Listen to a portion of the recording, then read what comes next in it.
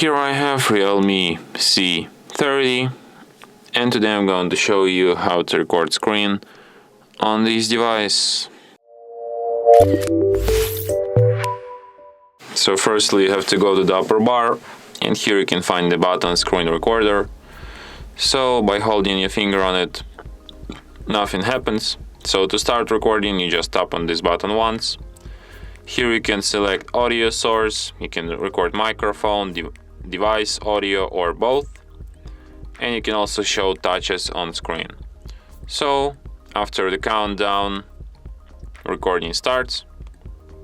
So let's record something, I don't know, maybe some settings. So when you're done recording, to stop it, go to the upper bar and tap to stop here. And after that, recording will be saved to the gallery.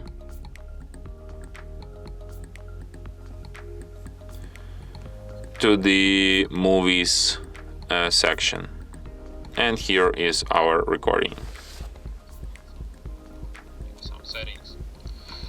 So when you're done recording, and from here you can share, edit, or delete your recording.